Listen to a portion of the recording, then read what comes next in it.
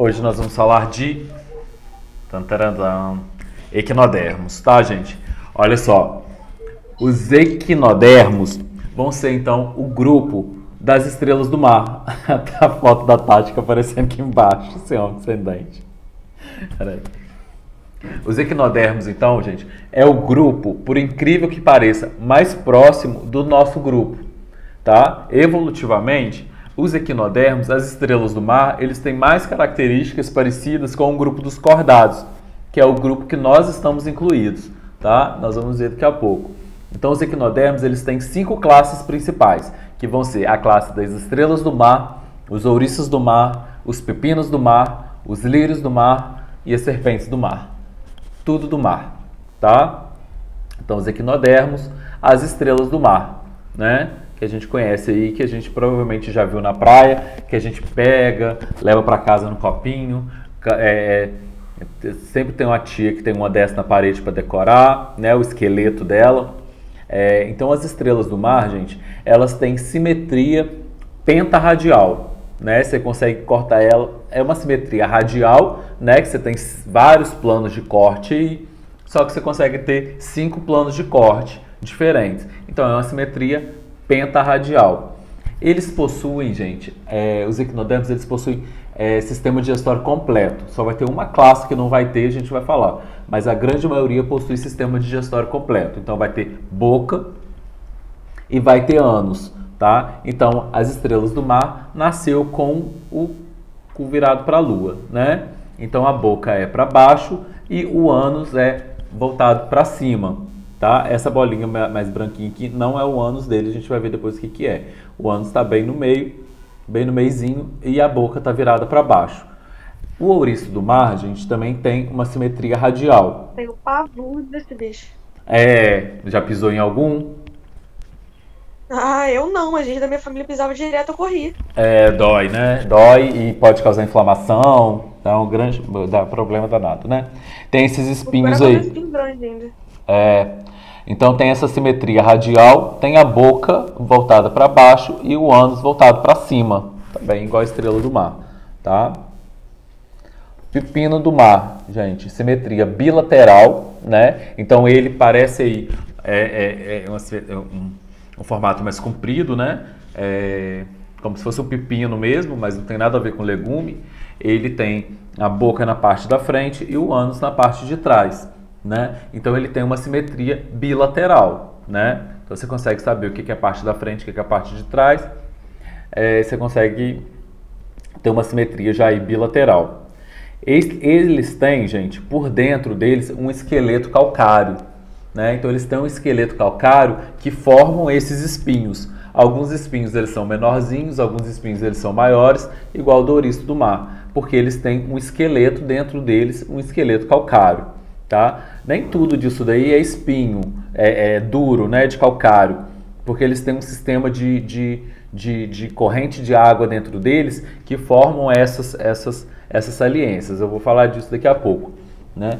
Então, o pepino do mar, e nós temos o lírio do mar. O lírio do mar é como se fosse uma planta mesmo, né? Eles ficam fixos no solo, né? Eles são sésseis, né? Às vezes eles podem se soltar e sair nadando e se prender em outro lugar, mas eles geralmente são sésseis na pedra. Eles vão ter boca e ânus, sistema digestório completo também, só que ambos voltados para cima, né? Se eles ficam fixos aí, a parte de baixo fica fixa no solo, então eles têm que ter a boca e o ânus voltado para cima em uma simetria radial aí, ou assimétrico, né? Que se você olhar de cima, às vezes você não consegue ver uma simetria nenhuma, igual aqueles poríferos, né? Todos doidos lá que não tinham uma simetria, né? Então eles têm simetria radial ou são assimétricos. E as serpentes do mar, né? Não tem muito a ver com a serpente que a gente conhece aqui da Terra, mas elas têm um disco aí central e esses braços bem longos assim, né? Então eles são chamados de serpentes do mar. São os únicos que têm sistema digestório incompleto. Então eles têm um único orifício voltado para cima que vai fazer a vez de ser boca e vai fazer a vez de ser ânus, né? Então eles vão se alimentar e vão eliminar os resíduos pelo mesmo orifício, né? Então as serpentes do mar, eles são únicos a única classe aí dos equinodermos que tem sistema digestório incompleto. Então, os equinodermos, gente, ele é o filo mais próximo dos cordados. Isso porque vai ser o primeiro grupo aí que a gente vai ver que vão ser deuterostomados. Então, eles vão ser deuterostômios, né? Então, eles são triblásticos, mas os outros para trás já eram. Eles vão ter celoma, né? Que é aquela cavidade que vão abrigar os órgãos internos, né? Outros para trás também já tinham, mas vão ser os únicos aí que vão ser deuterostômios. Os equinodermos e os cordados, né? Que aí depois vai entrar gente aí dentro dos cordados. Mas eles são deuterostômios. Lá no desenvolvimento embrionário, tem um orifício lá quando está começando a desenvolver o embrião, que chama blastóporo, né? Esse blastóporo ele pode dar origem primeiro ao ânus ou pode dar origem primeiro à boca do animal, né? Isso vai determinar se ele é protostômio ou deuterostômio. Quando dá origem primeiro à boca, esse animal é protostômio, né? Quando esse orifício lá no desenvolvimento embrionário der origem primeiro ao ânus, esse animal vai ser deuterostômio. Então, só os equinodermos até agora que vão ser deuterostômios. Todos para trás que a gente viu, né? Todos aqueles vermes, né? Todos os animais que a gente viu para trás, os insetos, vão ser protostômios ou protostomados. Agora vão ser deuterostômios e o próximo grupo que a gente vai ver na semana que vem já vai ser o grupo que vai incluir nós, né? Os seres humanos, os mamíferos, os grandes mamíferos, vão ser já deuterostômios. Eles são predadores, gente. Os equinodermos, por incrível que pareça, né? Uma estrela do mar lá toda inocente é uma predadora. Ela se alimenta principalmente de pequenos plânctons, né? Pequenos maridos não, tá, gente? Pelo amor de Deus, está escrito errado. Não se alimenta de marido, não. Pequenos mariscos, tá? E moluscos. Aqueles bivalves, sabe? A estrela do mar, ela vai lá, ela consegue abrir aqueles bivalves, né? Aquela concha e se alimentar do marisco que está ali dentro, né? Daquelas ostras. Então, se alimenta de pequenos mariscos e moluscos. Possui um esqueleto calcário interno, então tem esses espinhos salientes, né? Eles têm simetria radial, mesmo aqueles que têm lá o pepino do mar, ele tem uma simetria bilateral, mas mesmo as estrelas do mar, que têm simetria radial, os lírios do mar, quando acontece reprodução sexuada, então tem lá a estrela do mar macho, né? Libera um líquido com o espermatozoide lá na água, a fêmea libera um líquido lá com os óvulos, né? Eles se encontram, quando acontece a fecundação, formam uma larva, tá? E a larva, ela vai ter simetria bilateral. Então a larva dos equinodermos, mesmo aqueles que quando adulto vão ter simetria radial, quando eles estão no desenvolvimento embrionário, eles formam uma larva que vão ter simetria bilateral, tá? Eles podem fazer também, já que eu já estou falando de reprodução, vou até pular para o próximo slide aqui. Eles têm grande capacidade de regeneração. Então, se você pega uma estrela do mar e você parte ela no meio, ela vai dar origem a duas novas estrelas do mar. Se você corta um braço dela, daquele braço vai formar uma outra estrela do mar. Então, isso também é um tipo de reprodução, porque você tem um indivíduo formando dois novos indivíduos. Só que é um tipo de reprodução assexuada, né? Você não tem encontro de gameta, fecundação, não tem variabilidade genética, não tem nada disso. Você tem uma reprodução assexuada. Dudu. Oi. Mas esse tipo de reprodução, por exemplo, de cortar um braço, ele vai ser idêntico? Vai, geneticamente igual. Ok. Tá, Léo? Então vai ser, se você pegar uma... Entendi. Claro que se você partir ela no meio certinho e você danificar aquele meio ali, as estruturas ali, que não vai permitir formar novos indivíduos, né? Se você deslacerar ela todinho no meio. Mas se você partir, é igual o rabo Não, perdão, tô falando besteira já. Se você cortar um pedaço dela, você vai dar origem a duas novas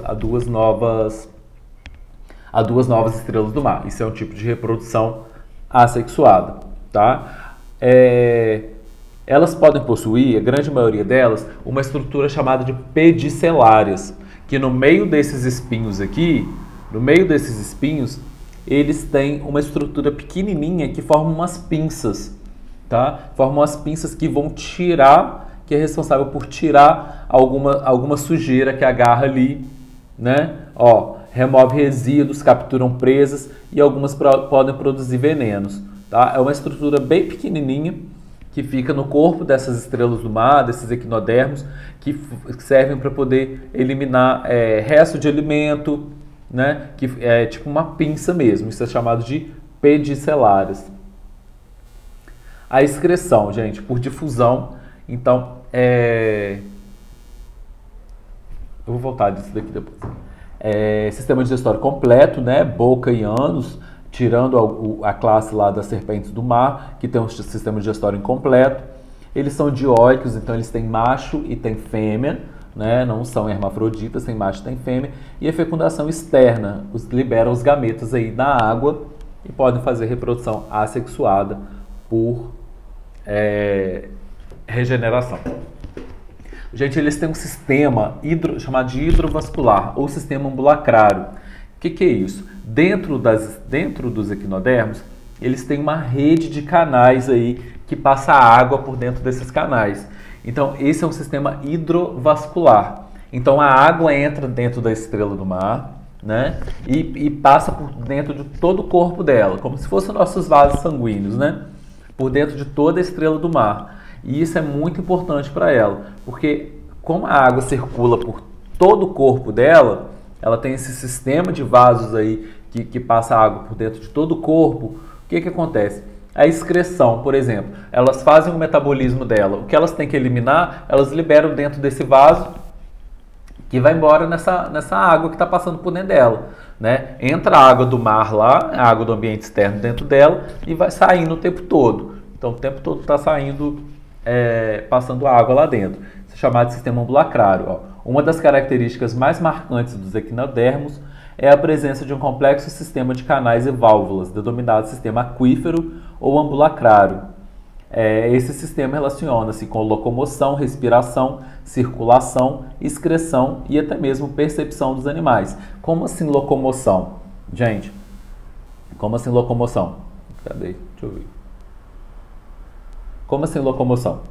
Essa água, quando ela passa por dentro dessa estrela do mar, ela vai enchendo de água umas estruturas que formam como se fossem os pezinhos dela, né? Então esses pezinhos aí, chamados de pés ambulacrais, eles nada são como umas saliências que se enchem de água e vão formando esses pezinhos que permitem que as estrelas do mar aí, na verdade, que os equinodermos em geral caminhem, né? Se você pegar uma estrela do mar na mão, ela fica fazendo um monte de cosquinha na sua mão. Não sei se alguém já pegou. Isso são esses pés ambulacrais aí que estão se enchendo de água, né? Para poder fazer essa estrutura de caminhar, para locomoção. A água penetra, gente, numa estrutura que parece um chuveiro, assim, como se fosse um ralo, né? É uma estrutura redondinha que tem nesses equinodermos, cheia de poros. Então a água entra por aí, esse local de entrada de água, que é chamado de placa madrepórica, né? Eu guardo porque eu acho que é tipo assim, que por todos os locais aí de entrada de água das estrelas do mar, essa placa é a principal, então é o local principal. Então, não sei, me veio na cabeça tipo madre, uma coisa, né, uma coisa principal, né, e pórica porque ela é cheia de poros, né, como se fosse um chuveiro, olhando assim de baixo o chuveiro. Então a placa madrepórica é o principal local de entrada de água aí das estrelas do mar. Então a gente pode ver aí que ela fica mais ou menos do ladinho, né, e aí do meio certinho a gente tem a presença do ânus, tá? Então ela forma esses canais e ela vai expandindo aí, ela vai controlando isso e vai formando esses pés aí ambulacrais que vão facilitando a locomoção dessas estrelas do mar. Então a importância econômica, gente, são muito importantes na cadeia alimentar oceânica, né, pois são a dieta de muitos animais e também se alimentam de muitas algas, né, controla o crescimento dessas algas, então faz parte mesmo da cadeia alimentar, serve de alimento e se alimenta de alguns outros animais. E isso controla toda a população ali, dos seres ali no mar. Além disso, produzem oxigênio, né, lá nas profundidades marinhas, isso permite que mais organismos vivam lá, então são produtores de gás oxigênio.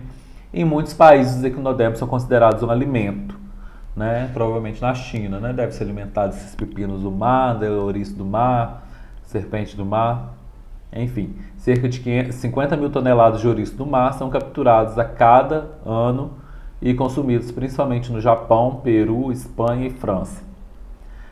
Por isso eles constituem uma renda econômica nas zonas onde são capturados. E decoração também, né? Igual eu falei, muita gente vai na praia, pega a estrela do mar e leva para casa para colocar o esqueleto calcário dela, né? Você já viu alguma casa aí com a baita da estrela do mar pendurada na sala? Minha vizinha lá em Palma tem. Gente, é isso. Coloquei o Bob Esponja